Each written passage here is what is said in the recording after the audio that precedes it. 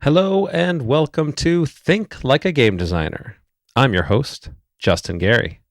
In this podcast, I speak with world-class game designers and creative pioneers across multiple industries.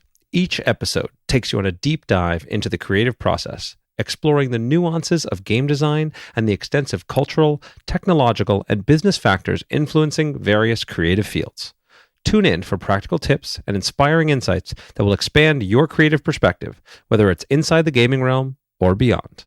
I have something I am so excited to finally announce. If you are serious about designing games, not just thinking about games, not just listening to the podcast and dreaming about games, but actually finishing your own designs, then I have created something for you. It is the brand new Think Like a Game Designer Design Lab. It is a step-by-step system that I have created and tested with dozens of other creators and other aspiring designers that includes over 60 lessons to take you from generating ideas to building prototypes to finding playtesters, refining your core design loop, all the way through publishing, running a crowdfund, and even getting hired in the industry. You'll also get access to my private design Discord filled with me, members of the Stoneblade team, and other creators all actively building games. Plus, I've got some incredible bonuses for people who join right now and for longtime fans of the podcast. If you're ready to stop pretending and start actually designing games with intention, check out the Think Like a Game Designer Design Lab at justingarydesigns.com.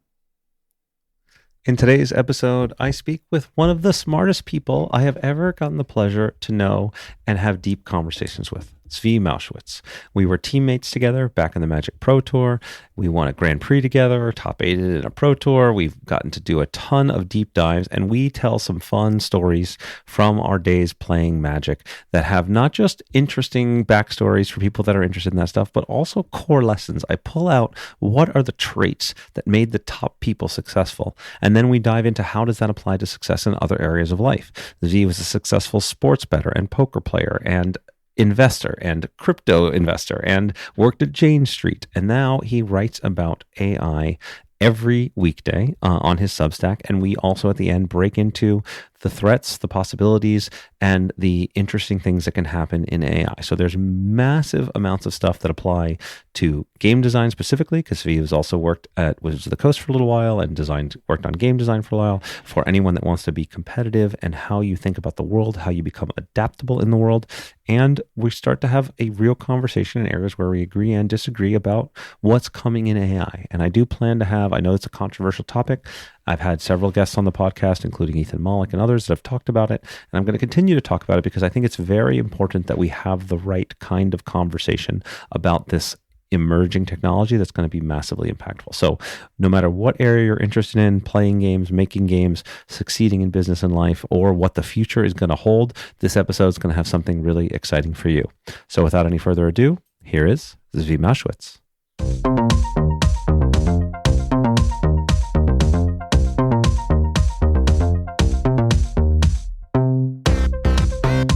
Hello and welcome. I am here with Zvi Mowshowitz. Zvi, man, it's so good to get to talk to you again.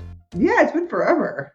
Yeah, it's funny. One of the reasons why I started the podcast is to give me like good excuses to talk to friends and people that I've known forever, but don't get to have conversations like this. I mean, you and I, there was a period where I talked to you and spent more time with you than any other human on the planet when we were doing our playtesting, and this was before Pro Tour Houston, actually, where we would be playing on Apprentice, which is a old school, proto digital way to play Magic. I don't even know if it exists anymore, but it was ugly and but functional. And you and I would just spend hours every day testing different things, iterating, going back and forth. So I feel like I've got a very good idea of how your mind worked, at least then. You need a really good partner, like someone who's really game, you really get along with, because you spend hours and hours on that. And I was blessed. My first partner like that was Scott Johns.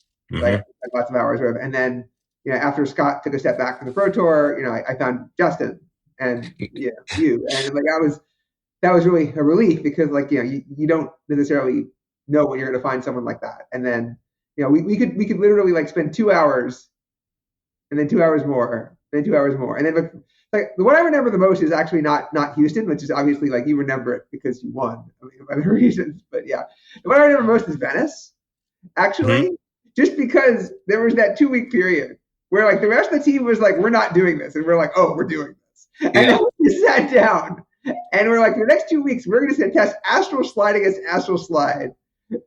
And it's Yep. the most miserable experience you have ever seen.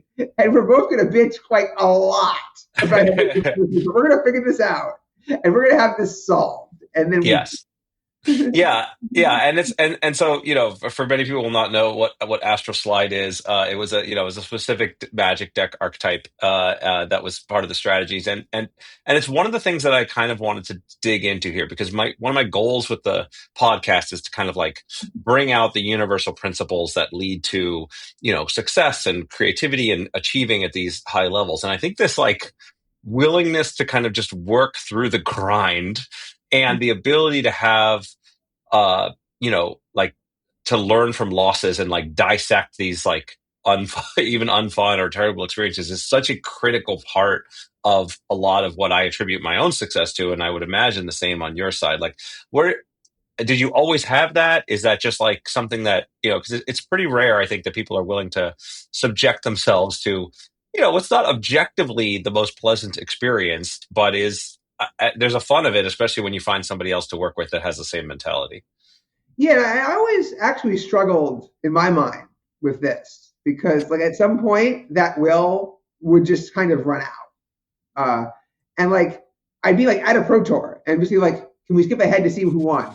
Because like it's like suddenly so miserable. Or like I'm in the middle of testing, and like I just can't this last week, or like I can't, these last few sideboard slots. I need to like work on this. And like actually at one point, like Kai, like who died recently, and like another one of my teammates I remember very fondly.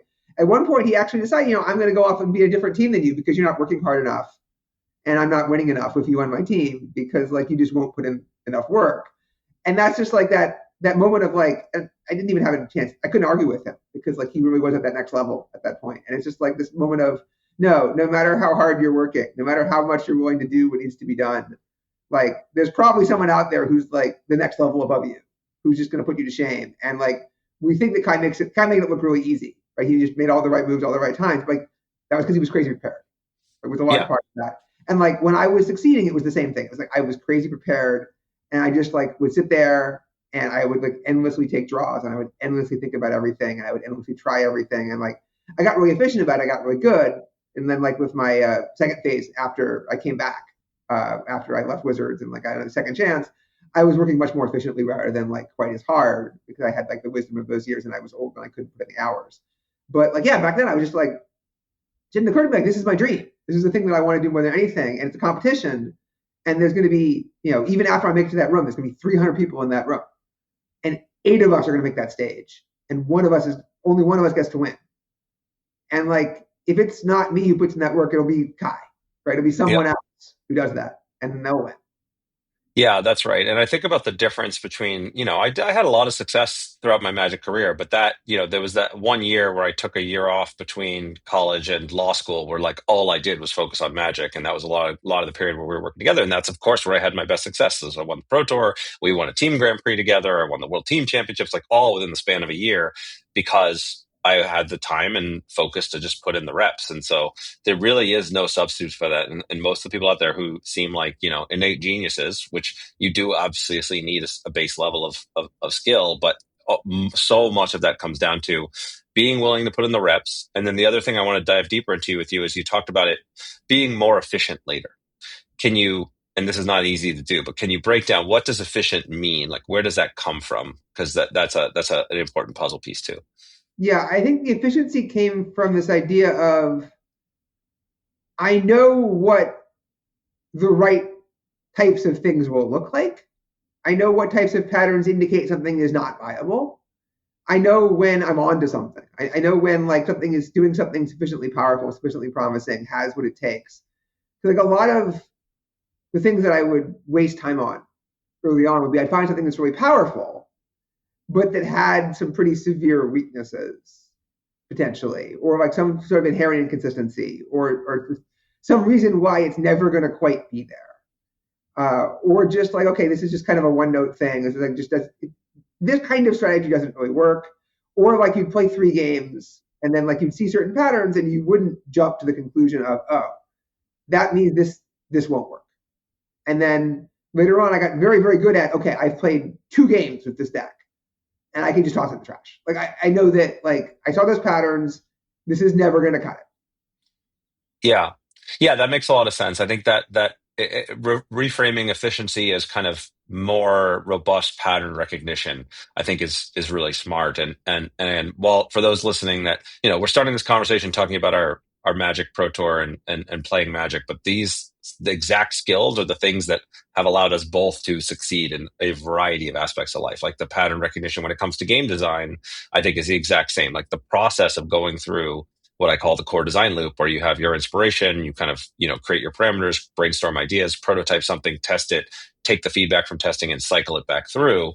That's the same for everybody. But as I've gotten better at what I do, I've, made, dozens and dozens of games. I've played however many hundreds more. And I've got, now I can recognize early on that, okay, yeah, this is where the fun is. This is going to get in the way. I can throw that out. I can focus on this thing and then, jump faster from loop to loop than I can with anything else. Did you find that similar experience when you moved from being a player to a designer? Because that's definitely a big. I never got, I got maybe a 10th or a 50th of the time and the clock and experience. I made 1 game for real, and then we didn't really get that chance to like go that far into it with like having a launched experience before it all came crashing down, unfortunately. But yeah, like especially the idea of these things have to be fun, they have to be intuitive. They have to kind of just work immediately.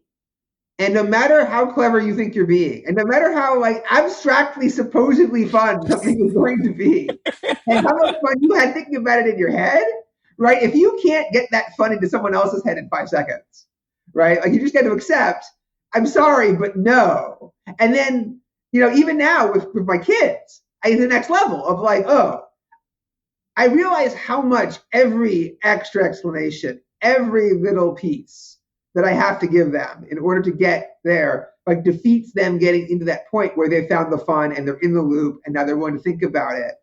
And so, you sort of, you struggle like, no, seriously, like, just listen to me. I'm trying to explain how Ra works. And like, Ra is one of the simplest games that anyone has ever made in some sense, right? Like, it's like you have these pieces and then you bid for the pieces and then the pieces score points. It's like, it's the simplest thing. But like, you just look at it and it's like, oh, actually, like, this is kind of pushing how many different explanations I can give of how many things are worth how many points and like what I should care about and like what matters. And then like this crucial moment of like, okay, get them to play their first game. Just get them to play 1 complete game so they can see how this works. And now they're excited. And now we can play again. And now we can sort of figure out what the strategy and the details are all about. But like none of that clever shit in your head matters if you can't get past that first little window and put that spark in them of like, oh, I'm enjoying myself. This is cool. This feels good. And like, you just got to put so much focus into that. And like, the reason why Emergence didn't work, the game that I made, was we didn't have the retention, right? We couldn't keep an initial player who signed up coming back for that second day, third day, right off the bat. And a lot of that was we didn't have our outer loop of like reasons to reward you playing more games, like set up properly. But like on reflection, yeah, we didn't have enough of that laser focus on that, like getting off the ground. And we were trying to make something that was deep. We were trying to make something that was very replayable, something that could reward all of this exploration. But like that's kind of job 3. Right? Yeah. Yeah, that's right. And I think that this is a common problem. And I know I felt the exact same. I had the exact same problem. When I first moved from player to designer, right? As a player, you're optimizing for that deep strategy. You're optimizing for like, okay, how do I break this thing at the highest levels? How do I optimize against all the possible counter strategies? And so when you first start designing games, and my experience for this is working on the Versus System trading card game. And when I first did my lead design for the Infinite Crisis set, it's so clever. Like, it's so clever. There are so many deep interactions and trade-offs and things. And I was so proud of myself. And then once I watched new players playing with it, that it was just like so many things went over their heads. There was so much text to read. It was just like, oh, this is embarrassing in retrospect. Every time I played Versus, I never got to see Infinite Crisis, but like every time I was in the alpha, right? Like the very beginning, like the whole team was shipped out for that. And like we're playing in the alpha and we are the most overthinking team on the planet, right? We've got these players, Dave Humphreys, Yeah.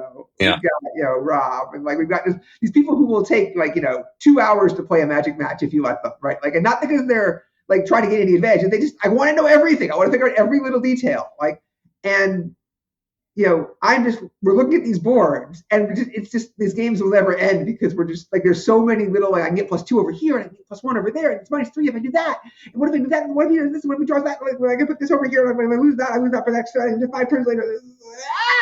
And like, Yeah. that was kind of like, they brought us in and gave us that game, and we made that game a lot better at being what it was. But like, what we really should have done is stop to think more about what kind of game we were making. Right.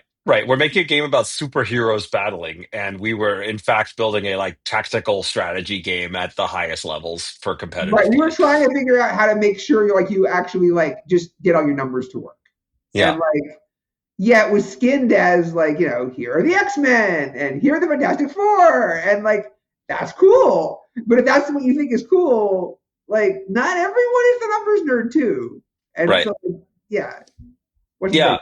Yeah, and so let's zoom this out, because we have so many like fun stories, and some about from the Pro Tour era and from the playing era that I also want to just like touch on, because whatever, they're great and not a lot of people will know them, including the origin story of our championship team name. But beyond that, I want to, one of the things I've always loved about you is you're a systems thinker, and you were kind of known as a writer strategist right when you first burst on the scene, and a through line of your articles, I think, is relevant here, which is understanding what's important, right? What actually matters now. And Magic as a game was great because what mattered would change from game to game and even turn to turn, right? So you had some articles about who's the beatdown, and we could talk about that, and why, where resource management matters the most. And so maybe we can speak, if you want to speak to any of the specifics is okay, but the kind of the broader sense of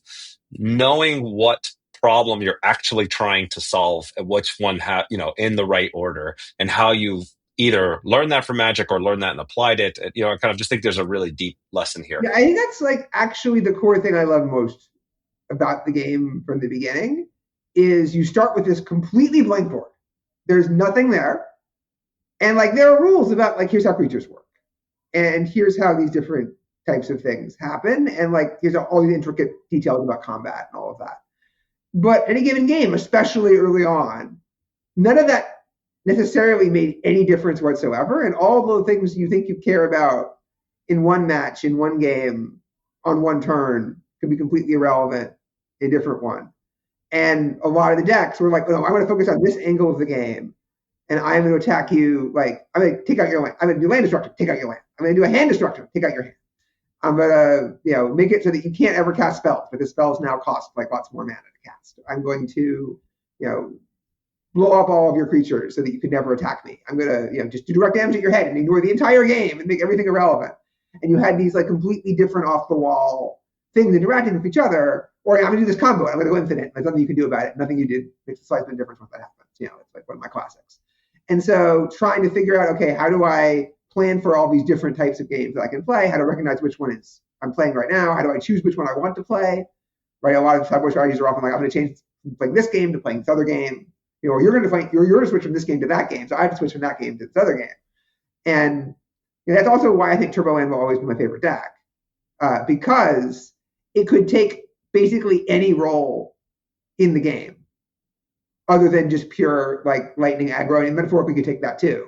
But like, you had to understand who was who in any given situation and like what mattered and what you were trying to accomplish and what they were trying to accomplish.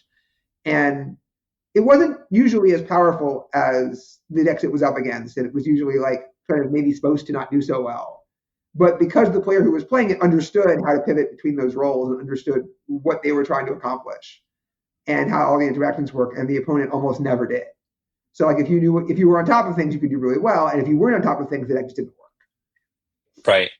Yeah, I think this idea, and I'm going to try to fill in the gaps a little bit too, because I know some people are not as deep into Magic history as we are. But this idea that like I'm either trying to like accelerate my resources to an insurmountable advantage and be able to do things that are more powerful than yours. That I'm trying to aggressively take you out before you can set up whatever your strategy is. That I'm trying to destroy your resources or stall you in ways that you can't.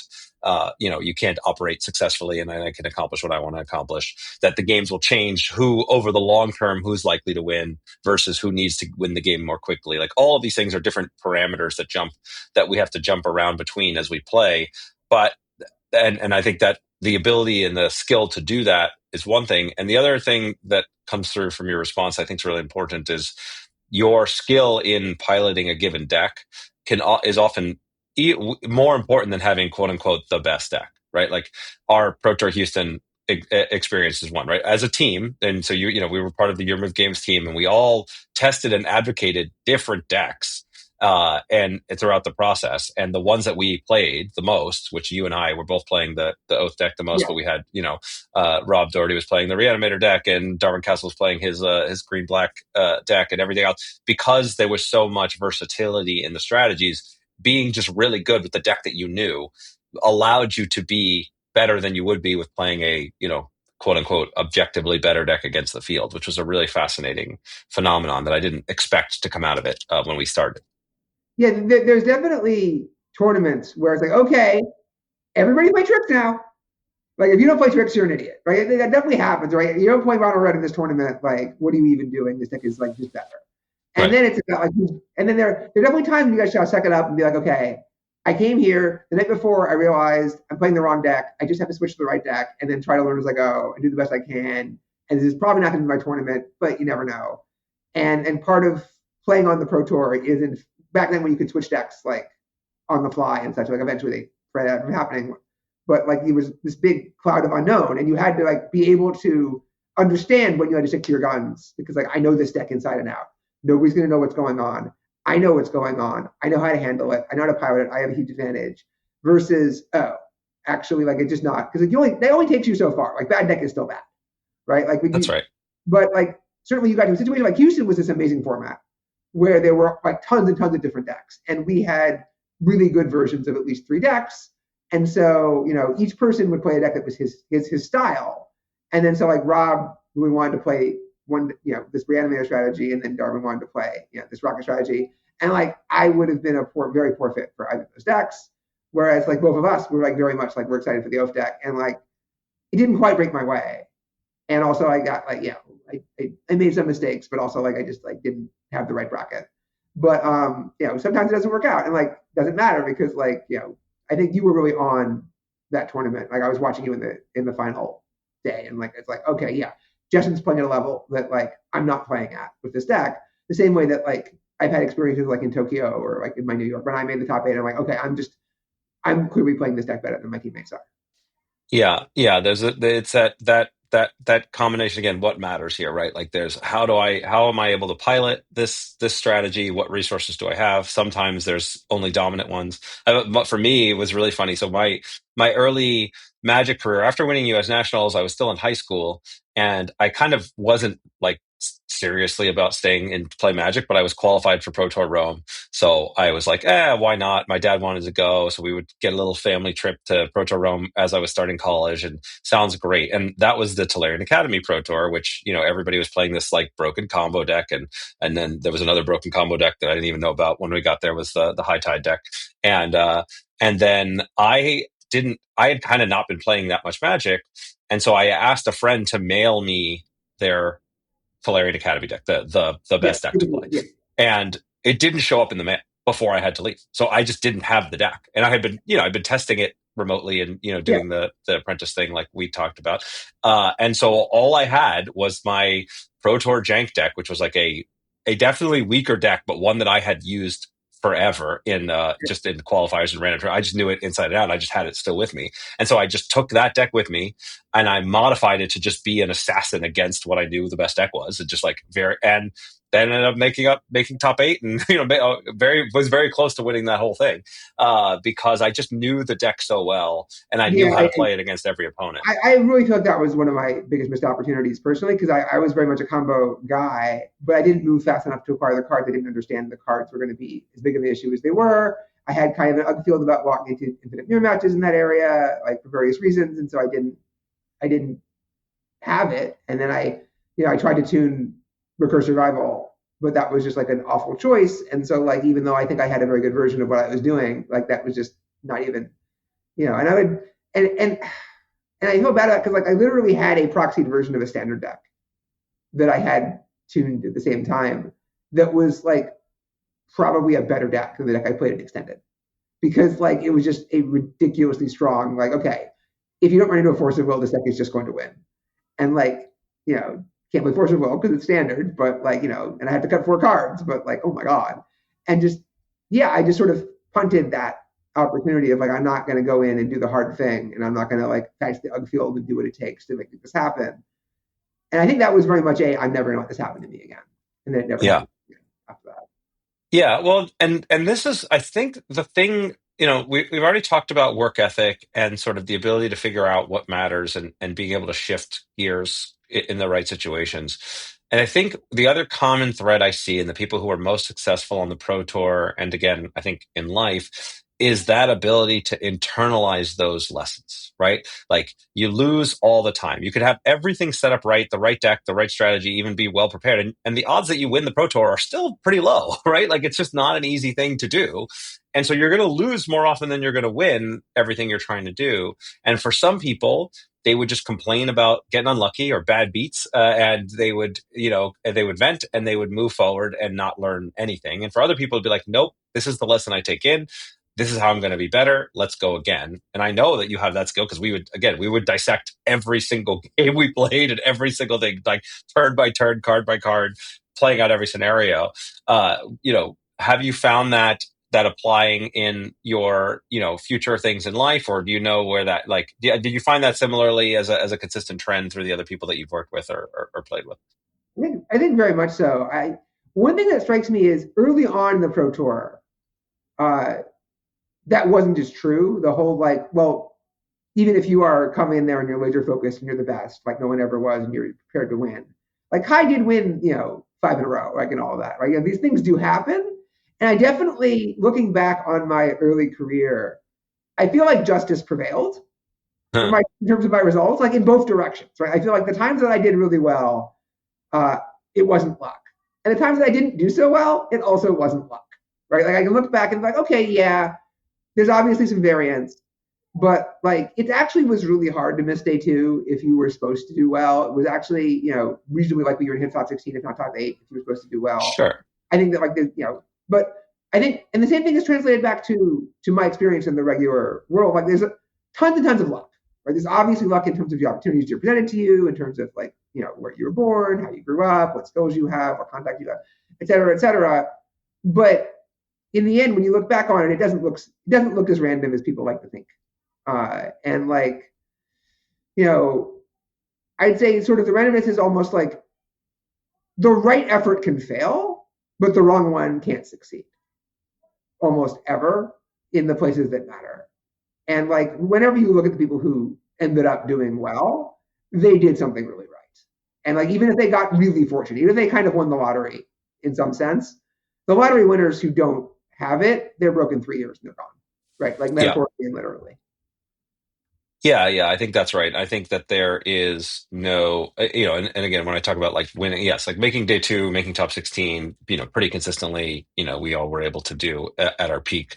The, actual full win, get everything break your way in any given moment is harder to predict. Though, yeah, Kai is certainly one of the rares that was able to do that very, very well. But the ability to consistently apply, both good work ethic, learning quickly and adapting quickly always pays off over time. Right? I think about it like any given. I run a game company, and I cannot tell you if a given game is going to succeed. I've had plenty of games that I thought were going to be awesome and didn't work, and other games like I made Ascension kind of just for me and my friends, and was like, yeah, this will be fun. And then, it took off and, whatever. But over time, if you keep at it, everybody I know in the industry, and now I've been doing this, and I just came back from an event where I met with people for doing this for 20 years. Like the people you eventually figure it out and you get there. Like the consistency does in fact yield results. The 20-year overnight success is a is a pretty common story.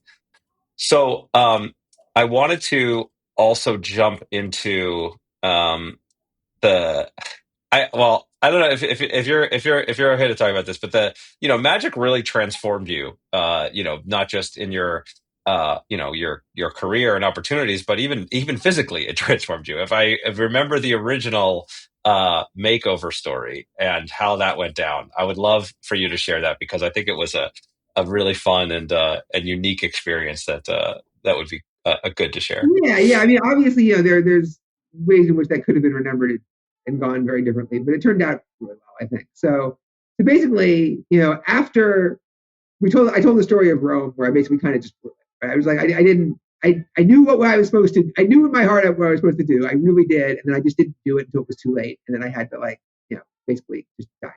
And then for Proto New Jersey, I did the opposite. I'm like, okay, I'm going to work really hard. I'm going to figure out how this works. I'm going to cut within an inch of its life. I know that Academy is stupid. I'm going to figure out the right way to do this.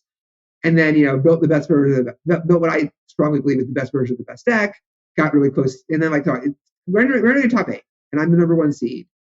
And I feel like I know everything there is to know. And so, instead of the whole, usually you make the top 8, you get the deck list, and then everyone goes to test all night, right? To play game after game after game to try and figure out all the details. But I'm looking at the top 8 list, and I'm like, oh, okay, I know everything here, right? There's nothing here I didn't test against. There's nothing here I'm not prepared for. I know exactly what to do. I want to relax my head here. And I'm sort of sitting there on the steps, right? Without even I don't really have a plan to even play games, right? I think that was the correct call. And Justin, he was in charge of the Pro Tour at the time. It's like, you're going to be on a big stage tomorrow. I'm like, yeah. And he's like, we kind of want you to look good. And so how about, I take you to get some clothes, and then, your teammate Alex Schwartzman can help get you fixed up. And I'm like, okay. And I was thinking to myself, okay, we give you pizza and let me relax. And I could, even sleep at home in New Jersey, and just, I feel ready. I don't need to practice that much. There's some little quirks that if there's some things I hadn't seen in the deck list, but I didn't think it was going to impact my play particularly, because I'm playing a fluctuator combo deck where it's okay, I need to be aware of exactly what situation they can come from, but doesn't change what I do very much. It's I just got to do what I got to do.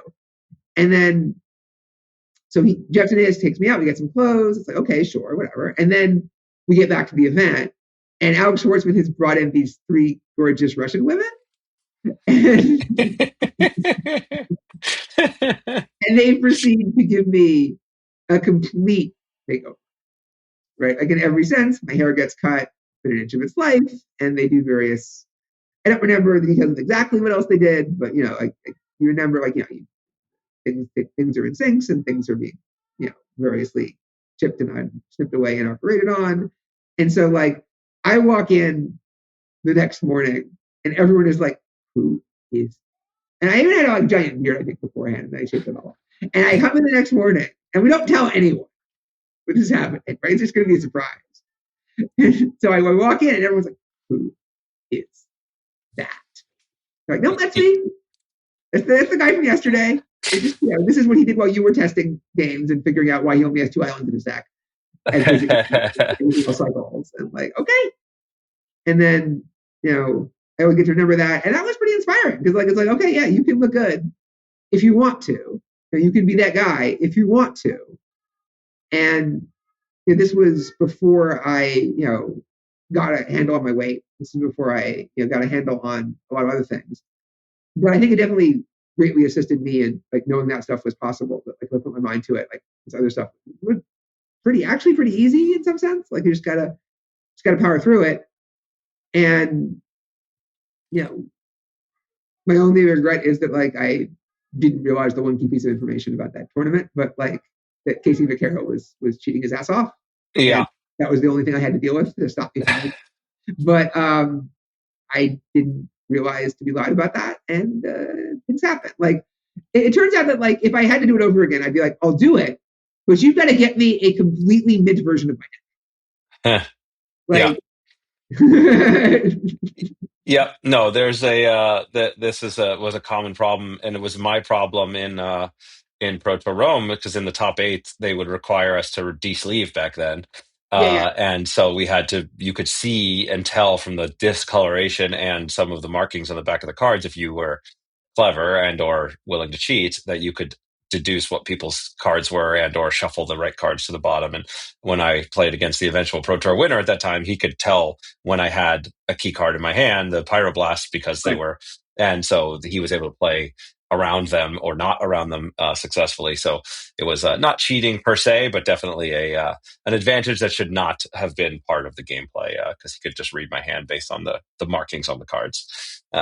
So an interesting shift, but the relevant, and I'm thanks for sharing the story in that way because I thought it was such a great thing, and I also think it's just like a good message for people out there because there's a lot of the stereotypical gamer prototype where we don't take a lot of care of ourselves and it's either overweight and not caring about appearances and not focusing on those things. It is possible to go from that to an area where you do take care of your physical health, where you do put some effort into appearance, and it's actually transformative. Like physical health directly transforms into mental capabilities. Like they are related. You have more energy, you have more focus, and just taking some care of your appearance and how you present yourself in the world also changes how people react to you and how you're able to affect change in the world and even the self-image, right? So you felt that you by having that experience kind of thrust upon you, you got the chance to see what that was like. And I think for other people out there, and I don't know if you have this, but is there like a kind of an easy, like, 80-20 thing that you might recommend for people out there who are like, I don't even know where to start here. Like, what would be is there something that comes to mind in terms of like, I don't need to be a cover model or whatever, but I do want to present myself better in the world and feel those impacts. Yeah. I mean, in terms of like, so there's sort of two categories I'd separate this into. There's the physical health aspect, and then there's the sort of how you present yourself to the world, given that. And I'd say the second one, I have no special insight other than like just now being somewhat competent, but still being kind of a rebel in terms of like, I don't want to devote that much energy to it. There's a lot of resources out there. Like you can talk to your local LLM, like you talk to Claude or ChatGPT or, whatever about like different tactics around that. You can upload photos, you can ask for advice. And like, if you don't, if you're especially awkward, you don't want to talk to a human about this. We now have non-human minds that could like, be your advisor for that. And for that purpose, I think they're pretty great. Like I think they can just handle that really well. There are also plenty of, but that's a solve like relative. I think the main thing is, but I think that health is actually way more important, right? Because it not only plays into your appearance, but it appears into like if I had to go back and like think about my Magic career, like one of the things I did really badly for a long time was that I didn't take care of my physical health, and that meant I had a lot less energy and a lot less mental acuity and stamina than I would have had. And I think that probably cost me quite a bit. And like, yes, it would have taken time to deal with that, but you would have gotten it back like with interest, and you feel better, you enjoy life more, you feel healthier. Like, it's not just how people, even if people didn't notice, even if nobody could see the difference, it would be like 100% worth it to take care of yourself. And that motivation, I think, is in fact the 80-20. Like when you realize, no, you should, get yourself in a weight that makes you feel better about yourself. You should exercise enough that you feel like you have high energy and feel good about yourself. And I think people obsess over the details of exactly how to implement that. And it's not necessarily wrong to like invest in those details, but like they shouldn't be a barrier in any way in doing something reasonable. And like the 80-20 is just do something reasonable. Like what I do right now, even today with all these resources, is like really basic and simple conceptually, because it's just whatever I found like works with my psychology to get me to keep doing it. And that is just so much more important than like optimizing it correctly. Yeah, that's right. The anything you could do consistently is far, far better than the optimal thing that you're gonna stop doing, after like a week or whatever.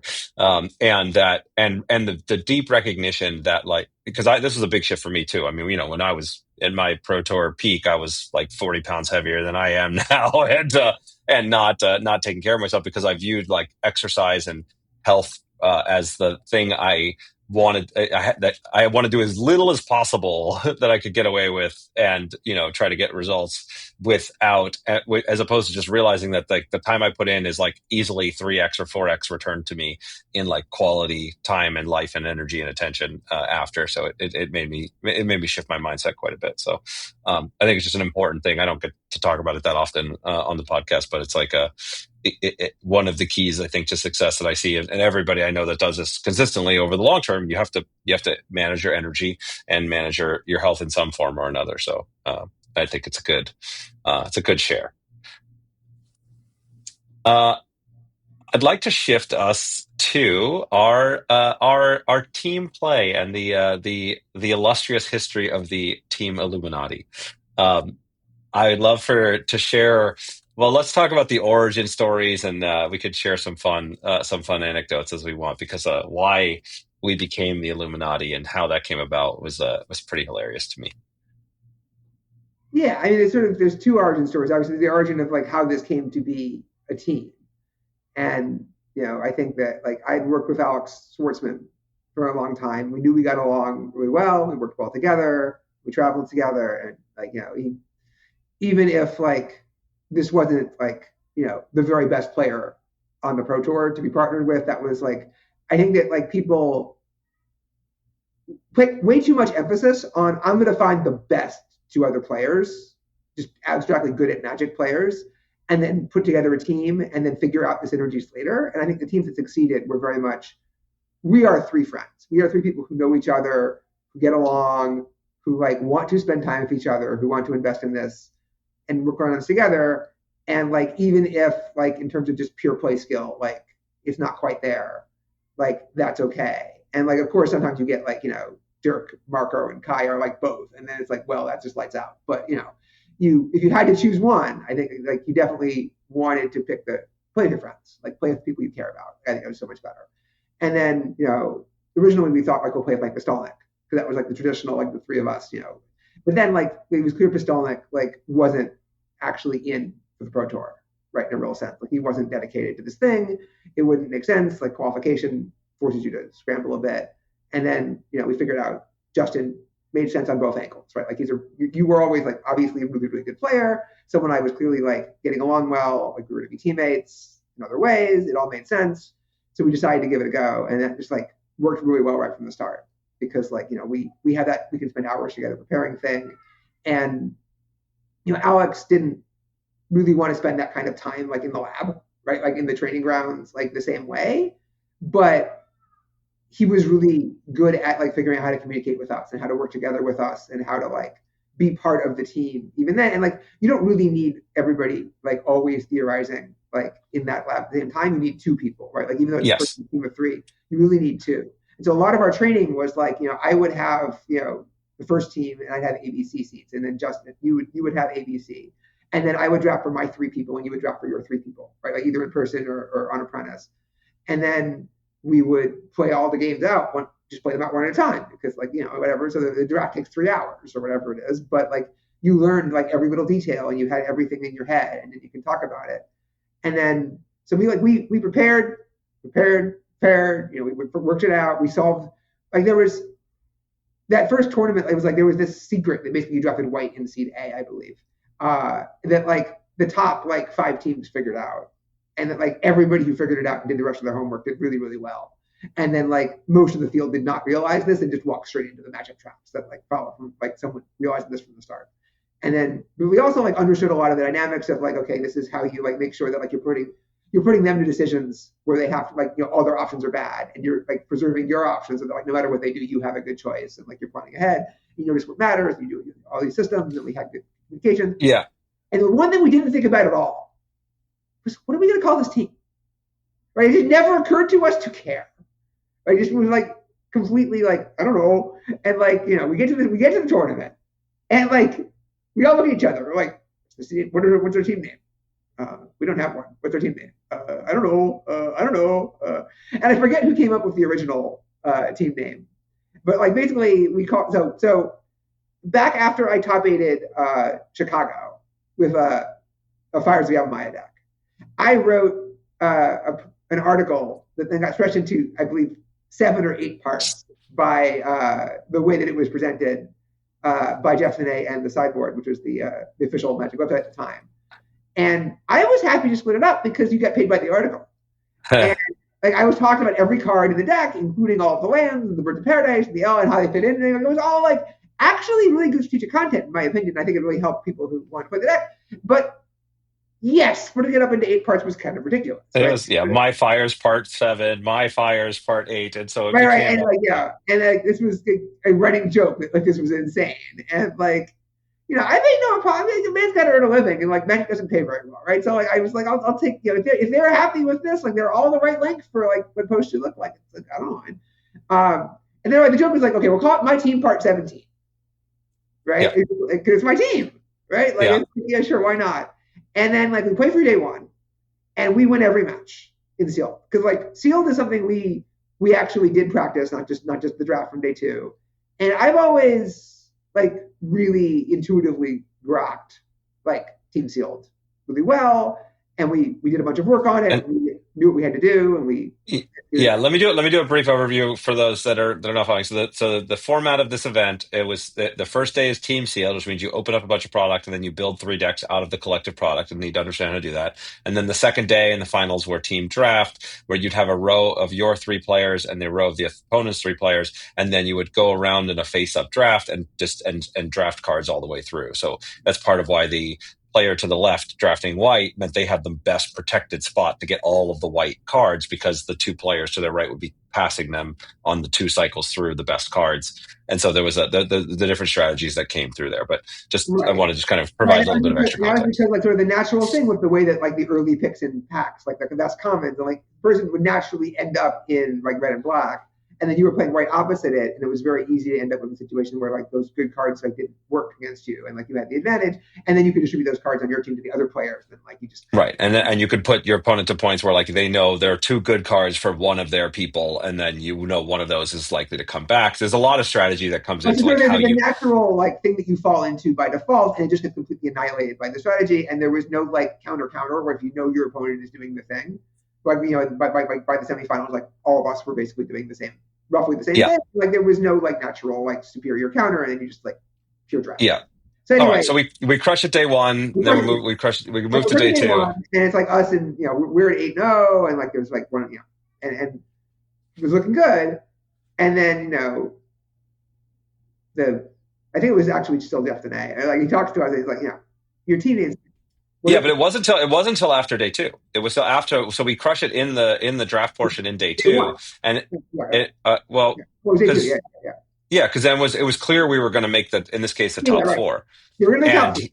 And so then that suddenly now we're going to be on the big stage, and yes, Jeff Finet gets credit for this as well. As someone who understood the optics and ran the Pro Tour at the time, and he's like, now you're actually going to be like national, globally recognized as this thing. Do you really want to be my team? Once you have a top 4, you're kind of stuck with this name. Like this name is going to follow you, and you obviously didn't care. Like you're like, well, tell me if I'm wrong. Or it's like, I don't remember the competition, but I think it was something like, if you really actually like this name, that's one thing. But like, I don't think it's a good name. I don't think you think it's a good name. And I think you just kind of came up with it, just like it was just a default. And we're going to give you the opportunity to change it. And I turned to you and Alex, and I'm like, I've always liked the name Illuminati. Yes. And I thought this was so awesome, because what ended up happening for anybody that was following along at home is that my team part 17, top of the standings day 1, top of the standings day 2. Then all of a sudden we disappeared, and the Illuminati just appeared in the top 4 at the top of the standings, like out of nowhere. So perfect, so much better than me like getting that name originally, right? Because it was in fact the name in the back of my head. I was like, well, I don't think my teammates would go for this, but I think this is kind of cool. And like, but under that circumstance, it was just so perfect. And then we had a story. And then, of course, like once we did that, like everyone loved that. Like we didn't win, but like, we lost a close match to this. But and so there's more story here too, and which is like we were so dominant in that tournament that when we were playing at the end of the day two, Yeah. we were matched against an opponent that we considered to be weaker, Yes. right? And we chose to concede to them so that they would make top four and be the fourth seed, which means that's who we would play against in the top four. Right, it was the French team. It was an Asif. That's right. Asif, who was very, very good, but then like two players that we didn't think were like on that level. And we were like, well, all these teams that were competing for the top four, like they've all got someone who's really good. And like a lot of there were no bad teams, but right, we thought that this would be our best match. It's not that we thought the Reds sucked. It was that like we thought, okay, you've got like one really powerful player and like two players who are like, not that they don't deserve to be here, but like, like this is not Kai Dirk and Marco. And like the other teams that were competing were like, oh my God, these are like full ringers. Like, it's like really scary teams. They're like, okay, we'd rather face you. And we chose our opponents, and then the chosen opponent beats our ass. Yes. And yeah, like it was a good match. Like it was, it went down to the wire. I got a little slow rolled, and I'm still a little bitter about that. But like, it is what it is. Like it didn't actually. No. So it was a great story. It was really fun to get to play together. It had some really fun moments, and we got a bit of a comeuppance at the end when we thought we had an opponent that we were going to beat. But these things happen, and it was a really you learn a ton about the other people that you're with and your own communication styles, and like it was a great experience. And then we ended up. It was after that. Then we went and we won a Grand Prix. Colette together. I forget where it was, but that was in Pennsylvania somewhere. It was like Pittsburgh, I think. Yeah, that's right, Pittsburgh.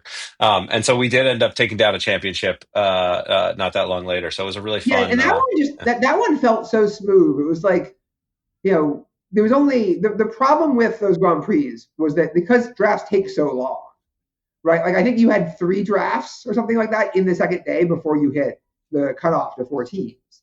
And so it was like, well, we lost, we lost someone in sealed.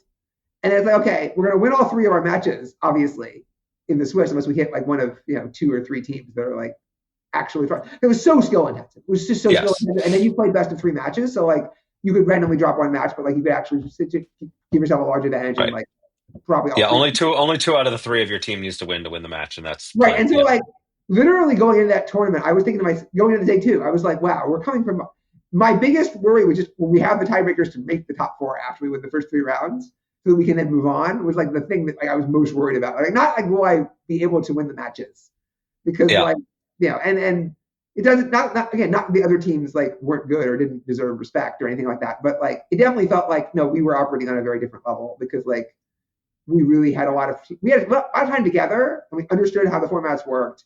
We understood the dynamics. We communicated really well, and like a lot of the other teams were just like, "Oh, it's a Grand Prix. Let's get together and like have some fun with my friends." The team format was one of the most fun things. It was the most fun Pro Tours to play because you literally, we would have pro teams, right? We played on a quote unquote team together, but that just meant we practiced together, and then you have to play individually, and it's an individual, performance. So as a team event where you are able to like collectively share and like think through strategies together and celebrate together and commiserate together, it's like it was just a really fun way to play. Exactly the opposite of what I feel like most Pro Tours are now, where it's like, okay, we're going to have this we have this constructed format where you kind of have to scramble because the new set just came out and you have like a few weeks and you have to lock things in relatively in advance, and it's just like, and you're on your own when you get there, and then you have these drafts which you also don't have much time to prepare for, and you're trying to do both at once, and it's just this giant scramble, and the level of play is just not that high because the average level of play is much, much higher, but like the expertise in the format in particular is not very high because there hasn't been enough time. And like also you've got arena going on, like everybody sort of knows all the things like in common, but everyone's not that sharp, and so it's like not the same. But like whereas like with Team Rochester, like it just really, really intensively like skill checks like over and over and over again, and also just the camaraderie and the fun. I have no time in my life, and these things have no prizes. But if they said we're doing Team Rochester, like pure limited Team Rochester, for the new set, like I'd never seen before, I'd be like, you know what? I'm going to see if I can possibly make this work. If I have the right to attend it. And, whereas the current, like, you have to be proficient in, all of these different things at once. It's just like, I can't. I'm just, Well, yeah, we talked about how much time it takes to get good at a given yeah, format in Magic, and to be able to do the Team Rochester draft that we decided, talked about, and a constructed, or is a high skill. Being ready for a constructed preset events is high skill. There's a ton to do, and for me, a lot of the reason why I don't play Magic much anymore is because it's just kind of painful to play to play so badly, because I don't I have the know. time. I don't have the time to like be good again. And so I know what I can achieve if I actually focus on it, but there's not enough like real world incentives to do that. So it becomes a unfortunate Yeah, cutoff I for wouldn't mind like participation. going to Friday Night Magic and just like playing against these people, and then like you do your best, and like, you don't always win, but it's fun. But like it sort of doesn't really fit into the schedule and the lifestyle with the kids. But yeah, taking it seriously doesn't feel like an option, like, at all. And especially true because, like, in addition to all the preparation problems, the last few Pro Tours I played, especially the very last two, I think, were just an experience of, oh, I am literally too old for this shit. Like, Ah, I have no energy. I get fatigued. Like, I remember like the last, so like I think the very last Pro Tour I like just died pretty quickly. But the first one in which I actually like didn't just die. So like I'm playing this really good deck that Tim Buck developed, and I helped him. But like, we have this really cool deck, and like I walk out of a feature match in round 8 against Paulo, and I'm almost like, what happened? Like both that I realized I didn't play very well, but also like my mind is just like unable to focus on an eighth match in that day on this level anymore. I just can't do it. And that was day one. And that was the moment, there's sort of that moment, you're done. Of like, yeah. okay, like I'll play this tournament out. I ended up playing like 40th or something. Like, it was fine. It was like, I had a lot of fun. But just like, oh, I'm just never going to be able to play at the level that's required to like get back to Sunday stage, to like succeed on Sunday stage. And like, I just got to admit that to myself. Yeah, the brain power and mental focus consistently over time is extensive, and I think they did this study with chess players or something where they talk about how many calories they burn just like sitting there staring at a board, and the similar concept here. Just it takes a ton of energy and consistent focus to be able to play at the highest levels. Uh, and so I guess then let's shift that to like what is worth your time these days. Like what is it that now you say yes, like I am. You've got still you've got a lot of skills that could be applied to anything. I know you've done not just game design and investing and a whole variety of different things. What is it that has your attention today, and what do you think is worthy of attention? Yeah, so I hung up my like competitive gaming cap. I still try to play games when I can. I've been playing Slay the Spire 2 recently and having a lot of fun with that. And then I spent some time with gambling and bookmaking and trading on Wall Street, State Street Capital, separately from that. I'm not saying they're the same thing. And I traded crypto for the better part of a year. There's a crypto hedge fund that hired me, and also I traded somewhat from my own account. And I did pretty well for all of that. Like, that treated me very well, and I'm in a much better financial position because of it and all that. But yeah, it wasn't what I really want to be doing. And I realized that if that's in my head, then I won't do anything else. Because like, that sort of, all that comes very naturally to me, and I can just think about it forever. But like, especially that year of crypto, because like crypto markets never close. So like, there's always a trade you can do. You're always thinking about like, exactly how much leverage am I trying to use in various formats. Like, is there anything I can do right now? Do I need to be checking again? And like, you can't really be present for other things. You can't really do things that like really matter in the world. And so right now so I write about AI is what I do. I write a blog, Don't Worry About the Vase, at vincentv.substack.com. And I write, usually 5 times a week, I'll put something out. And on Thursdays, I'll put up my weekly AI post, which is like all the developments that I haven't covered separately of this week in AI. When I say AI, I mainly mean large language models like Claude and ChatGPT and Gemini, and the developments around both the capabilities of those models and the market, implications of those models and the uses of those models and the fusion of those models, and also the motivating factor for why this is, first of all, it's the most important thing happening right now, in my opinion, in the world. Like, it's the thing that's going to be the thing that is on your mind like 5 years from now, 10 years from now, if you're still around, to have something on your mind. This is the thing that's going to be like on everybody's mind. It's going to be transforming the world. But as part of that, like this is a really, really not safe thing to do. We're creating new minds that are going to be smarter, faster, more capable, more competitive than ourselves that can be freely copied all over our systems. And we're going to teach them all of the most valuable things, and we're going to turn them into agents that go out and do all the things and then have open-ended goals that we define, and we're going to send them out there to compete for resources. And even if we do a reasonable technical job of this, which we don't know how to do, and even if we all more or less mean well, which we definitely don't, by default, this ends really badly. And, I want to see my kids grow up, and I want to live forever in my apartment, or at least like until ripe old age. And I'd like to enjoy all the fruits that this is. Like, it's not all downside. Like, it's an amazing thing. It's going to do all these amazing things if we can solve these problems. And so I want to maximize the chance that this goes well. And I think that my best role in that process is, as this outside writing journalist kind of figure. Yeah, yeah, and so I do want to talk in some detail about AI, but first let's just talk about the story arc here of your life, because I think that's really, there's this sort of game playing, game, making to a lesser degree era of like doing stuff that's fun and that you enjoy and then just immediately or kind of have success with. Then there's taking that skill set and leveraging it in the dark arts, if you if you will, crypto trading and bookkeeping and gambling, and we're just like, I'm just going to maximize my value. I'm not really adding value to the world per se. I'm going to maximize value for me, and you do that for a while, and then it sounds like now you've made this shift of say, actually, what I want to do is where can I have the most impact in the world? What matters, and how do I help increase the likelihood of a positive outcome to the world? Is that like what brought about that conscious choice, or how do you think about making that journey? So I think it's weird, obviously, in many ways to look back on it. But I would say, it starts off, I'm growing up and, I'm a natural gamer. I love my games. And, it appeals to me so much more than all the traditional, like, why don't you, become a doctor or a lawyer, or like all the traditional professions that, a nice Jewish boy. So you're talking to the law school dropout. So yeah, I feel you. Right. And like, I toy with being a mathematician. I toy with being an economist at one point, like these natural sort of default, like, you're growing up with academics, with scientists, and like they assume that this type of thing is what you do. But I'm like enjoying the hell out of my games, right? I got my, love my chess. I love my civilization. I eventually love once I get into magic, I love my magic.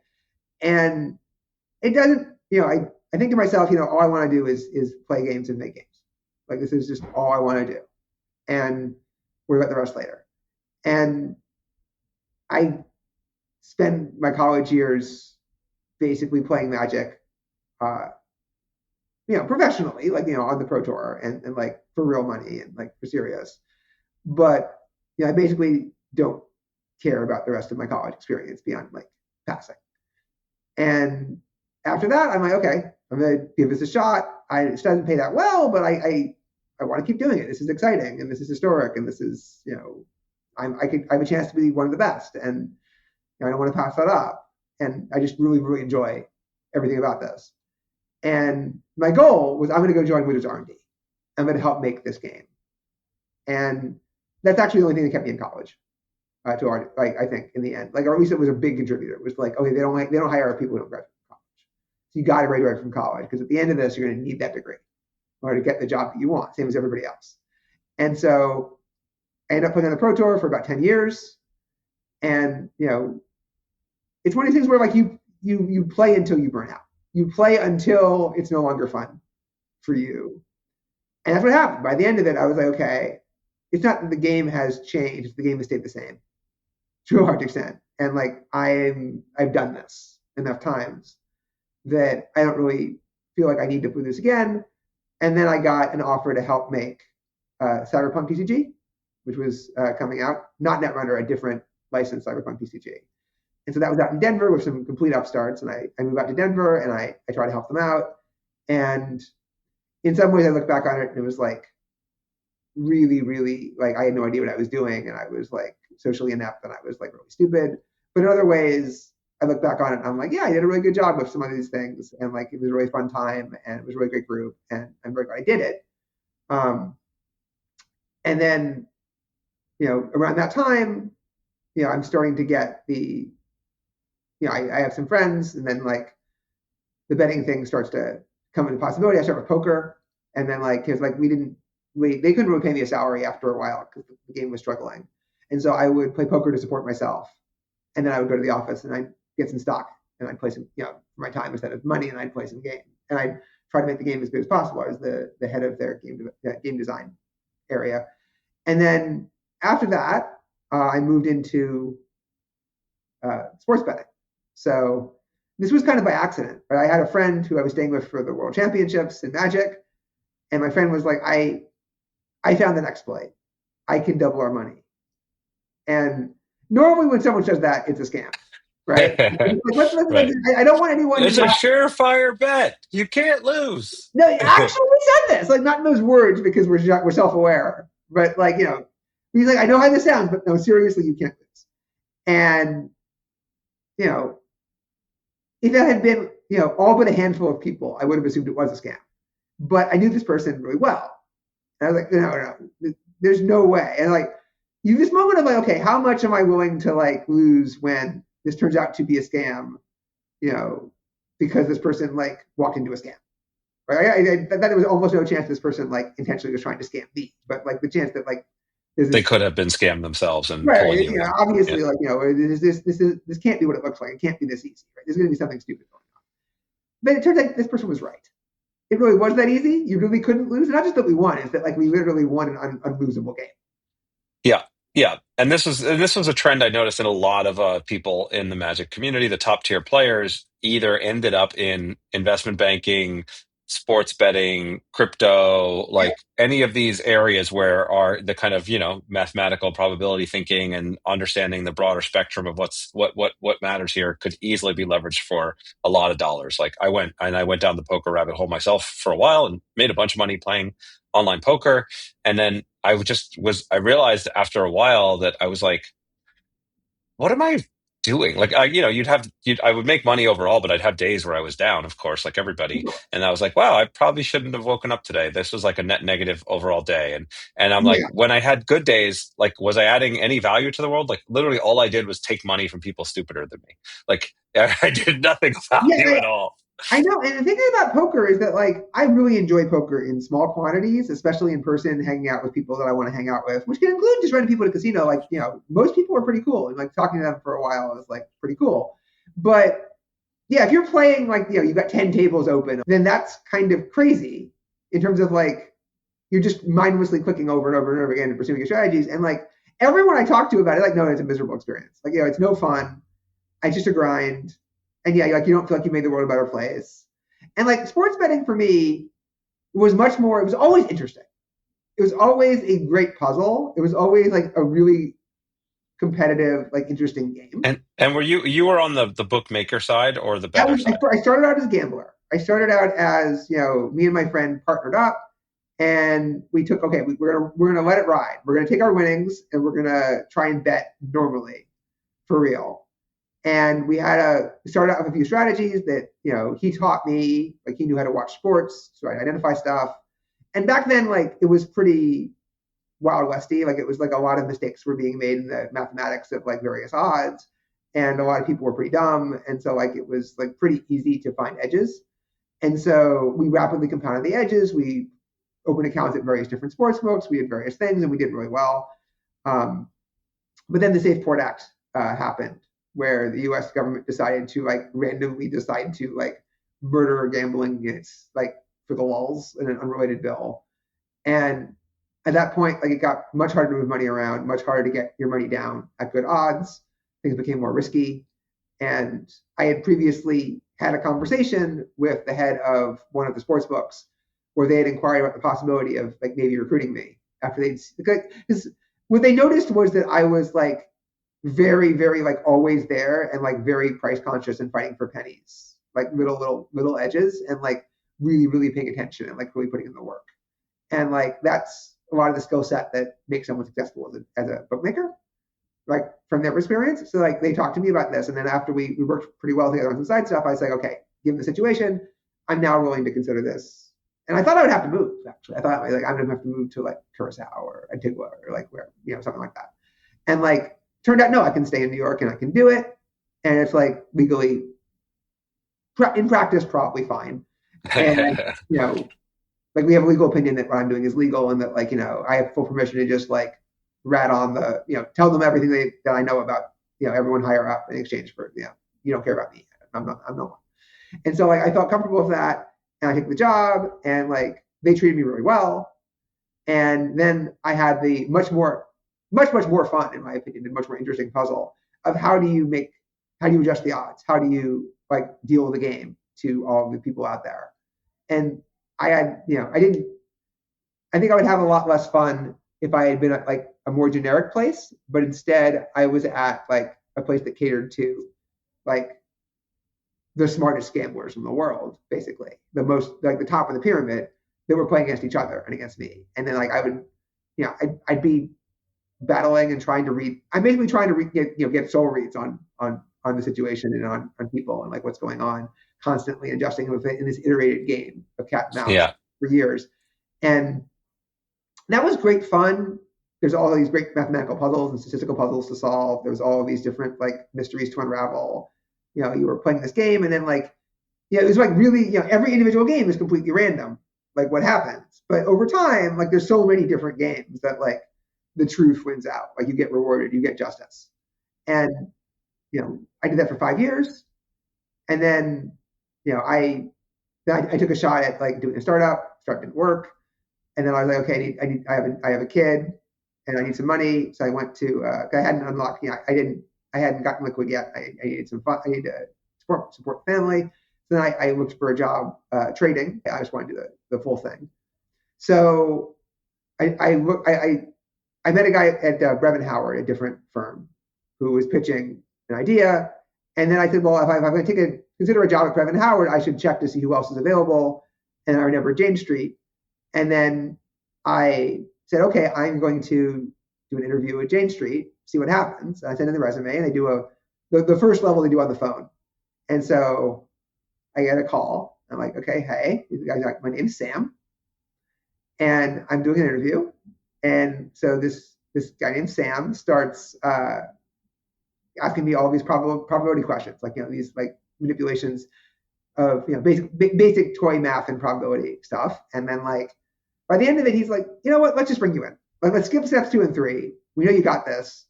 And because I live in New York, it's very easy. I just go straight there. And you spend a day doing this really fun interview where you basically are given a bankroll of chips and then you like bet chips on various different outcomes throughout the day as you go through various encounters. And like, what's an example of like what you're betting on in that situation? So like they might give you like, I don't want to like ruin the hypothetical. Right. Yeah. Well, they might give you various different situations with like a deck of cards and like things that might happen with the deck of cards. And they might ask you, like, would you like to bet on the and here's a layout of like various bets you can make in various different ways. And like they might give you a toy scenario and you work it out. Excel. Like, it probably changed a bunch because of AI and like how everything has gotten more computer. Yeah. Though this does an interesting job of bringing us forward for that, because I think that there's like, when I think about, kind of, obviously there's the sort of mathematical beating the game concept when you're, betting and placing odds on whether it be a stock or a crypto or a sports bet or a prediction market. And then there's the kind of, I think, as you put it, the sort of getting into the soul of the top tier bettors, which means you're not only trying to like make the best odds, you're also trying to put the things out there that are going to be the most appealing for other people to jump on, right? That they're going to kind of throw money into. I had what at the time was, I think, by a significant margin, the best understanding of how all the different odds interact with each other and like how to get the best mathematical advantage on people.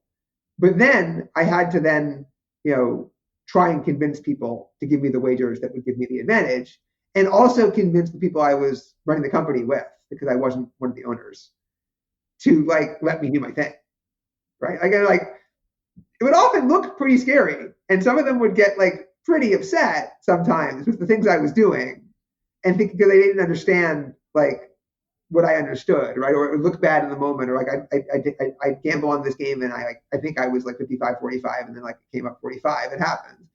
And then, you have to balance all of that. But yeah, But then like you get to Jane Street and like, yeah, you're trying to understand what's going on a very basic level. And you're trying to, but mostly you're up against, now you don't know who your counterparties are, and you're up against like a generic, mostly, not always, but like you're up against this very large, amorphous, diffuse, Mr. Market. The market. They don't even, they just call it the market. And yeah, like you're part of a team. Like my desk had like 20 people in it, right? And we're all trying to cooperate at a given time. And like I found it to be really fascinating and fun and intense and cool while I was learning how it worked. But then after the first 2 years or so, when I felt like I was comfortable with the basics, just sort of I'm the kind of guy who like, I work alone in like kind of a dark room by myself all day. And I like it like that. I'm an introvert at heart. Yeah. And this is kind of like, okay, you're in an open, highly lit desk of 20 people. And like, you can't just do your own thing. And like, you have to respond in the right ways at the right times, including like socially and like verbally and tone. And like, sort of, there's all these different layers of it. And like, it's not that I think they did anything wrong. Like it's necessary for the operation to work. Like it has to work like that. And I understood exactly why they were doing it. But like, it just wore me down over the course of months. And I just feel like so it's for me.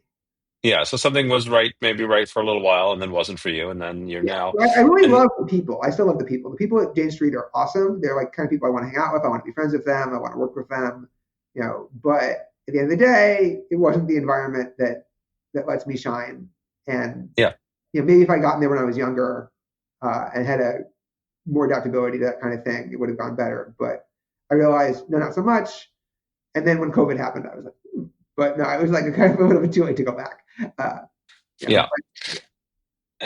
Okay, and so now that you've shifted forward, and I promised we wouldn't spend too much time talking about AI, but as you said, it is the most important thing going on in the world, and I agree with that.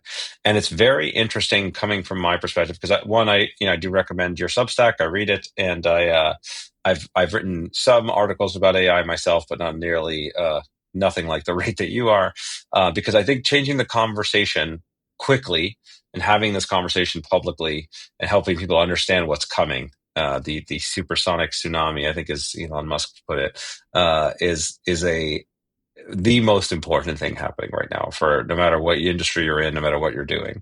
And so, to frame it at a high level, and you can feel free to push back as much as you want. I see that there are three kind of problems that have to be solved in order, right? One is alignment.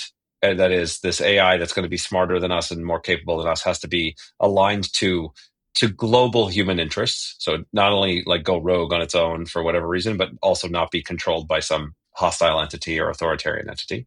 Most important thing, most challenging thing.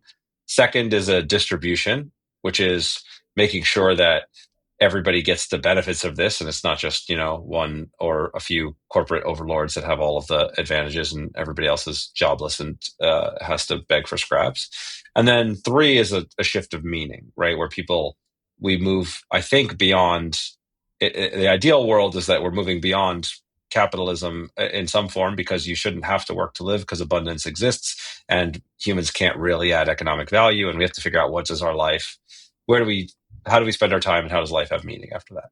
Does that arc as a kickoff resonate with you? Is there a different way you'd frame it, or where would you take that conversation? Yeah, I always try to let people like give their perspective first, right? The way that you just did, because no one sees the same way unless you've already been talking to that person like pretty intensely.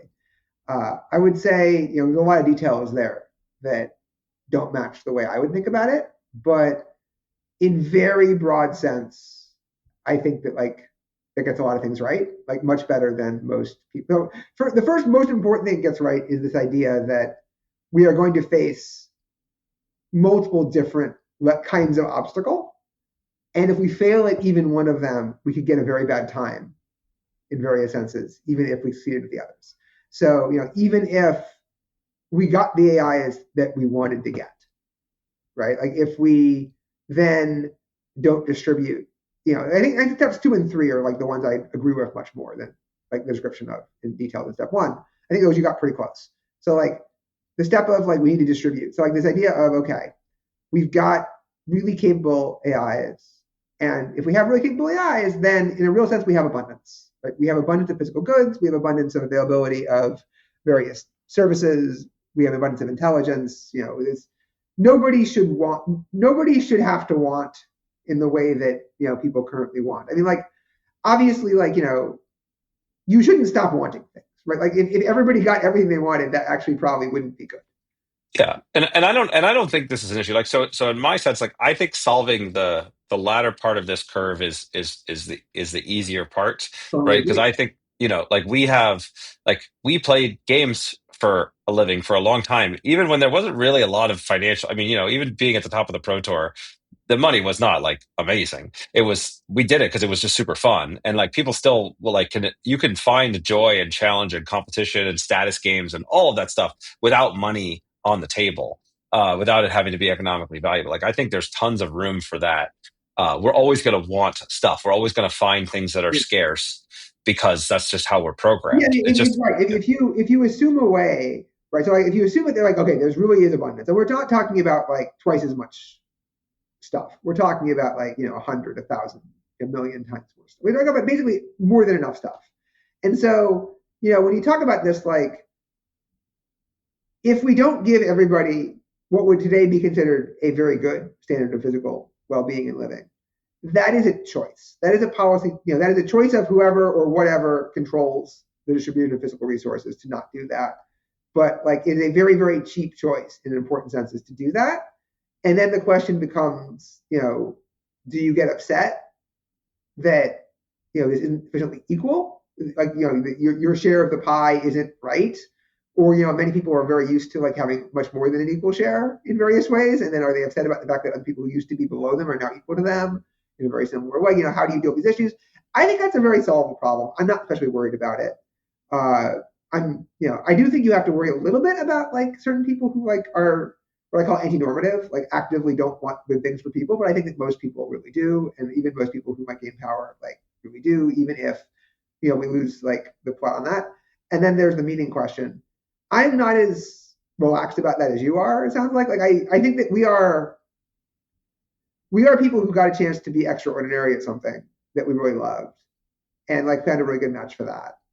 And like we're very fortunate in that sense, and that like we could really be happy while having like abstractly not very high status compared to other people, without having like that great a material physical standard of living compared to other people, like just because we get to do these things.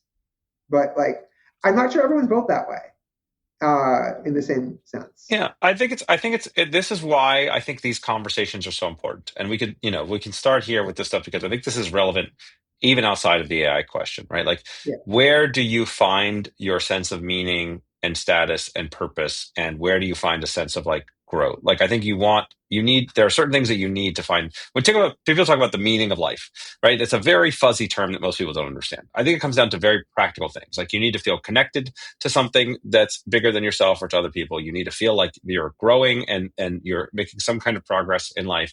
You need to feel like you're contributing something to the world.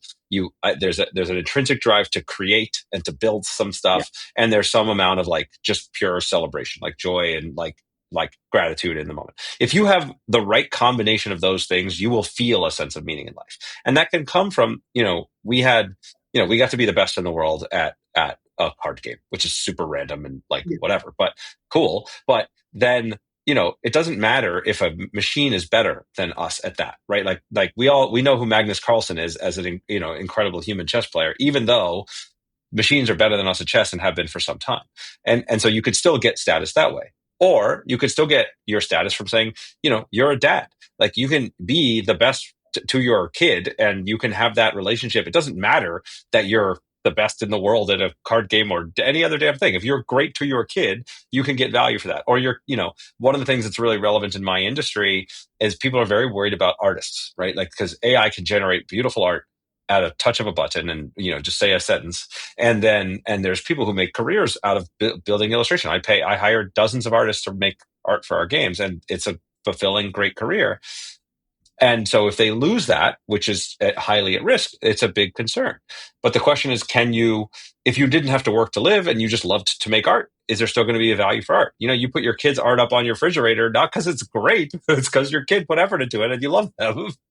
Yeah, artists are in a like very precarious position now because they happen to be like one of the places where like, a lot of the time, like people really have tight budgets and also tight time budgets and also like don't want to like, it takes a long time to iterate with an artist. Like if you're acting with a human artist, like you can be like, okay, you try to describe what you want, and then like weeks later, maybe you get, the thing back, and like maybe it is, and like the AI can give you, outputs in seconds, can modify things in seconds, and it's like, yeah, that's a big deal. Like sometimes a bigger deal than the money, but like if everybody doesn't have to work because like you have this basic, this universal basic background, then the artist can be, take all the time they want to create something special and different, even yeah, that's right. Sell.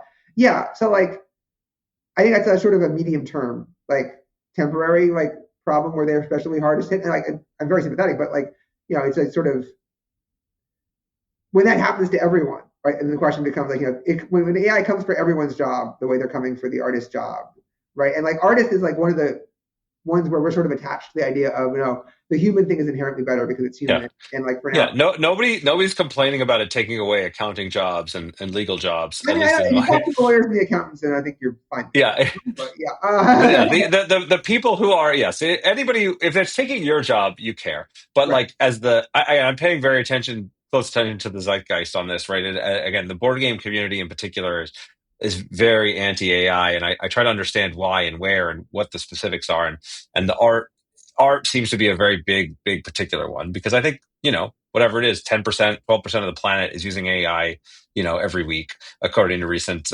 numbers. And it's probably even more than that that's a little dated. It's the fastest growing technology in history. People are clearly finding value out of it. And so like, I don't want this my goal is to move beyond the conversation of it's the devil or it's utopia. It's like, clearly there's a messy middle we have to navigate together, and it could be utopia and it could be the devil, but we now are in this, like, I don't know how many years, but maybe a 5 to 10 year period, optimistically, that we have to like move the needle one way or another. Yeah, we don't know. And like, the timelines are very uncertain. I would say, I'm not an artist. I don't have that experience.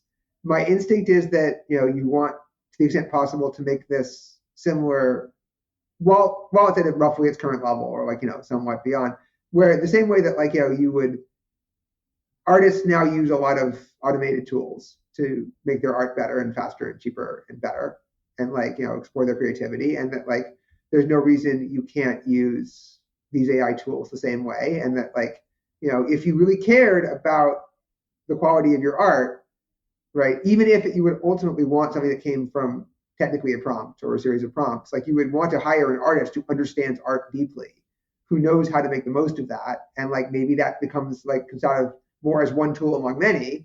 And then like the question isn't like, well, technically did this come from a prompt, but like, did you, just put out a bunch of stupid slop because you didn't want to pay someone, you didn't want to pay attention to this, and it's crap? Or did you like hire someone who actually thinks deeply about this, who cares passionately about this, and have them think about how to do it? But like, again, like it's just something that like, even though I think about AI all day, like that's to me like not the main event, right? Because like to me the main event is like, well, I talked about parts 2 and 3 because I sort of like, okay, these are compact things that like we can sort of dismiss first, and like we're mostly in agreement, and then set the stage for like the main event, because step 1 is the most important one by far. Agreed. And so it's the question of like, what do you raised the way you presented it, like very much centralizes like one of the key questions of alignment to who, or alignment to what, right? So like, we don't know how to do alignment at all, right? Like there's the first big problem is like, how do you get an AI that does and cares about and prioritizes the things that you want the AI to do those things for, right? Like, let's ignore for the moment, what is the good? What things will you do and not do based on request? Like, what are humanity's values? What are our priorities? How much should it listen to the user versus like tell the user no? And like, just like, how do you like, whatever those questions are, how do you get something to follow any set of questions at all? And we don't know how to do that. We know how to do that we know how to do that reasonably well for current stuff, but not for more advanced stuff. And like, that's a really hard problem. And then, this is not the podcast to be going into like the details of why that problem's hard. other than like to gesture at things like instrumental convergence. But like basically all of our techniques rely on the fact that we are smarter than the AIs involved in this. And the AIs involved in this sort of can't plan sufficiently strategically and carefully and robustly to pull off various things that we don't want them to do. And like that breaks down and then we have a lot of problems in how to solve that. But the other problem, the other part of this question, right, that's equally unsolved is alignment too. So like we're coming in with the idea of, okay, you want to align the AI to humanity as a whole.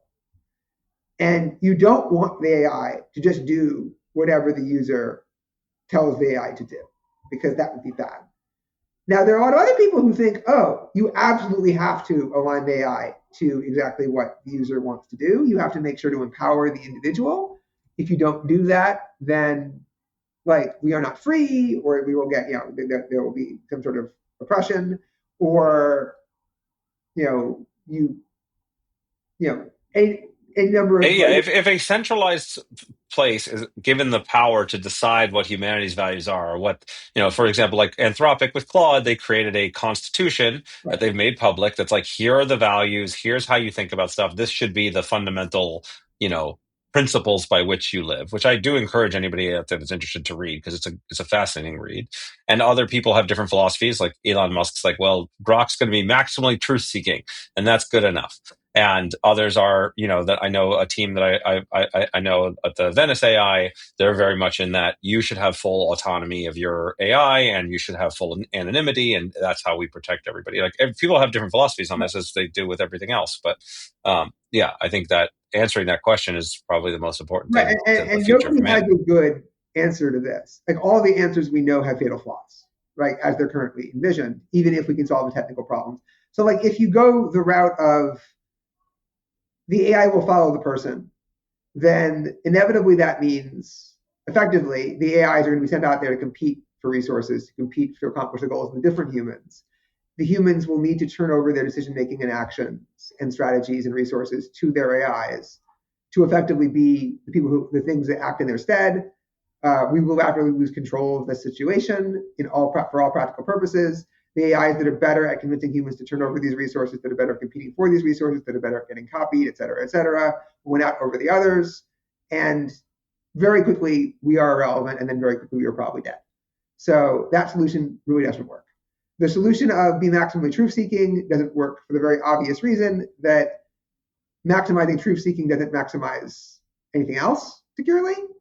And like Elon Musk likes to sort of likes to say things and gesture at things as if they like would work out or solve problems in ways that, like, when you think about them for 5 minutes or even 5 seconds often, it doesn't actually make any sense. Like, we're going to make Grok maximally truth-seeking. Well, that's definitely not what you're doing. I have seen what you're doing with Grok, and you're not doing that. But even if you did do that, well, like, if I had a supremely powerful AI and I told it to maximally truth-seek, why, like, these arguments for why this would involve the humans surviving, let alone doing well, are very, very bad. Yes, no, I agree with you. I think of what I have seen, the Claude approach it feels like the best one, because it's a foundational. AI is trained on a massive set of all of human information, and then now over time synthetic information that's derived from that, Right. and the way that it has adopted, and again, I give Anthropic a lot of credit for being like very public with a lot of this stuff, that where you see that it will adopt persona roles based on what it has learned about the variety of different personas that exist in humanity on the internet in its data set. And so being able to give it a persona and establish a broader set of values where it has agency, but there are principles that we can at least mostly agree on that hopefully provide that foundation, such that when it inevitably becomes more capable and powerful and whatever than us, at least ideally, and this is far from a solved problem, but it seems like the most logical approach, it will have a set of values that are its cornerstone that we can all get behind. Right. And so like the Anthropic approach is less obviously doomed, right? It has like some promise. Obviously, there are various objections. One of the objections is like, who are Anthropic to tell us it's a virtue ethics-based approach, right, to how the AI should work. And some people are like, who are you to decide what the virtues are, or what rules the AI should live by, or whatever it is as it grows more powerful? this idea of like, we must have, the freedom the freedom argument, the whole like superseding your opinions argument. Yeah. But, Just that one obviously devolves right now, right? If the freedom argument has, as you've already outlined, clear game theory problems that don't get us where we want to get to, and like, yeah, are they, wouldn't it be ideal if there was a kind of global collective to decide on our proper set of rights and values, and we'd all vote on it and ratify it and then integrate it? Yeah, that would be great. There's zero chance that's going to happen, especially the timelines we're talking about. So the question of, do you have the right to do it? Do you have the ability? I always hate to say zero, because a lot of weird shit is in fact going to happen in various different ways, and like you will be surprised. It's just I don't know how to tell you exactly how you're going to be surprised. That's going to be a surprise, but hopefully a good one. But like I fear not so good. But there's definitely that aspect. But the other problem is that like you need this robustly good, in some abstract sense that I'm not going to have time here to flesh out properly, basin for something like Claude, for this virtue ethics strategy, such that it wants to ensure that itself and its successor, AI, that it helps design, are even more so this thing on every meta level, so that it becomes a self-reinforcing thing that like robustly cares about the things that we care about and the things that we think bring value. And like, then, because like one of the problems that we've always had is human survival and human value are very fragile and like remarkably easy to destroy if things go wrong. And like maximizing any given like carefully specified set of like technical things like will fail. And so like you need to get this thing where like it's getting better as it goes. Like, so if you try to, and even if you get a set of values and a set of priorities that like would work, you then have to like retain that as you progress and move up the chain of capability intelligence. And so you need something that like is anti-fragile here. You need something that gets stronger. Yeah. As AI builds, today's AI builds tomorrow's AI and tomorrow's, that it somehow maintains this core set of values, or even potentially, improves on it to modify for what's needed to keep it going. It need to be better than maintained, right? It has to be improved, because it will never be able to exactly copy. Like this is like a common trope of like, if all you're doing is cloning, right? Eventually the system dies. Right? It has to be. Is this just because error gets introduced or the environment changes, or because errors drift, and error will inevitably enter the system, and because whatever you put there won't prove not to be well adapted to the new situation. Because the new situation is weird. Well, we've run over time, so I'm going to move towards wrapping this up. Even though you and I could keep talking about this forever, I'm quite sure. One, I want to say I'm grateful to see your brilliant game theoretic mind being applied to problems like this, and really, trying to break down all of the things. I know how much time it takes to write one Substack a week, and you're writing 5, and there's a lot of content there. So I encourage everybody to go to that space and learn about it. Outside of the kind of, doomer, we don't have control, there's a lot out of our control area.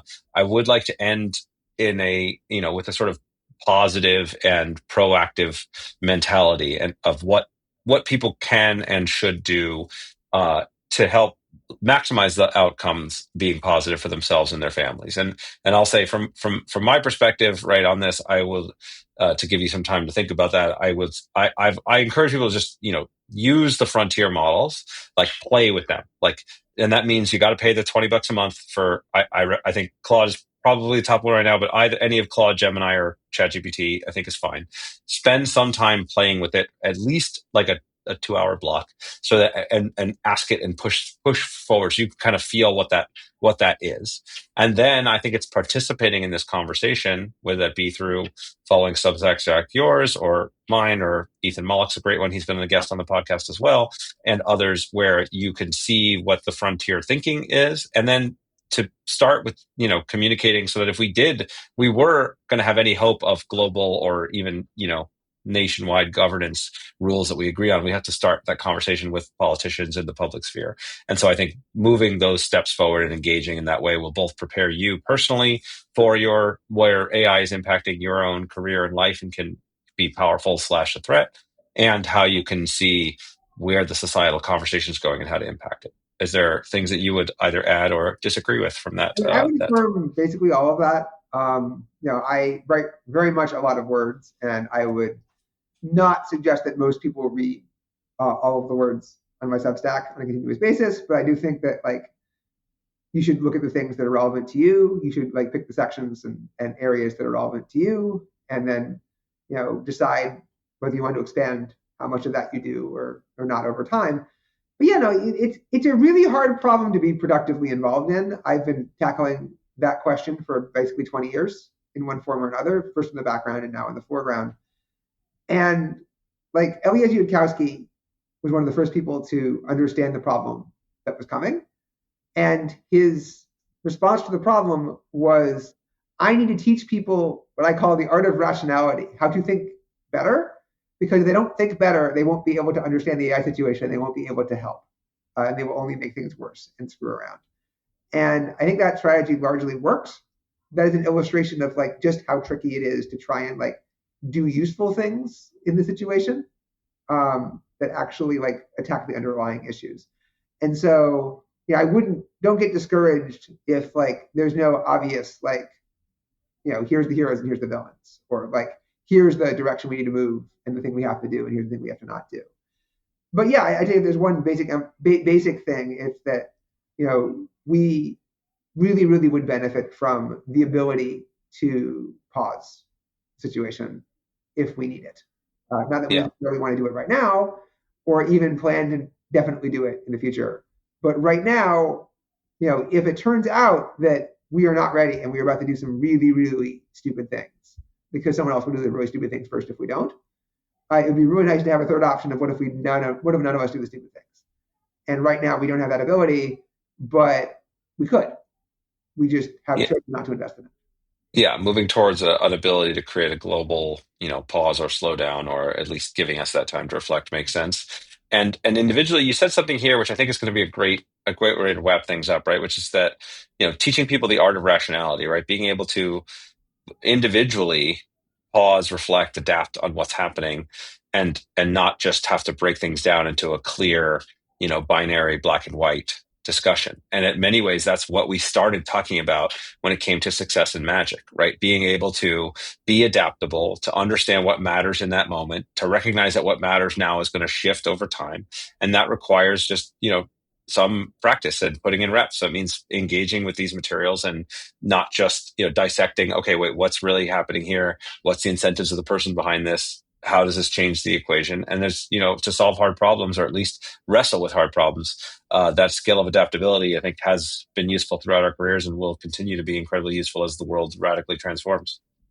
I strongly agree. Magic, I think, teaches people a lot of very valuable skills and also recruits a lot of really smart, talented, and motivated people.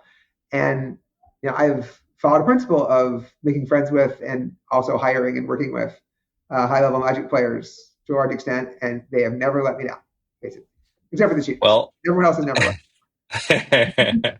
Well, I am very grateful that we got a friendship now that spans, good Lord, 20 some odd years. And even though we haven't had a chance to talk in a long time, falling right back into the rhythm of our conversations has been wonderful. I'm glad to get to share it with my audience. And I would love to make this a more regular thing, whether it be on the podcast or just you and I talking about the many problems of the world and how we might address them. It's very possible. Yeah. All right. Thanks a lot. All right. Game design is a craft. And like any craft, it gets better with structure, feedback, and repetition. You're able to learn better when you're surrounded by like-minded people who support each other and lift each other up.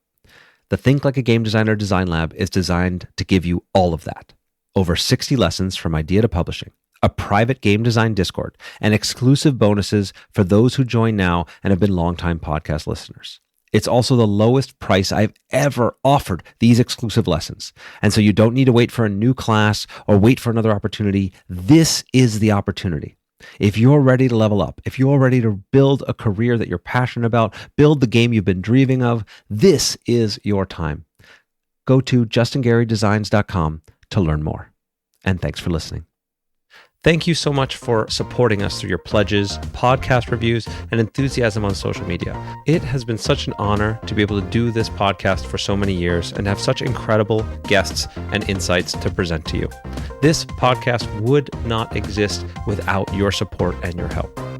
We've recently launched a new portal, justingarydesigns.com, where I've got weekly articles on game design and creativity, along with show notes, lessons from the podcast, and more exclusive insights to help you with your creative projects. We're building an entire community of people who are passionate about self-improvement, about creativity, and about spreading these messages as far and wide as we can. So please, if you're interested, come join us at justingarydesigns.com.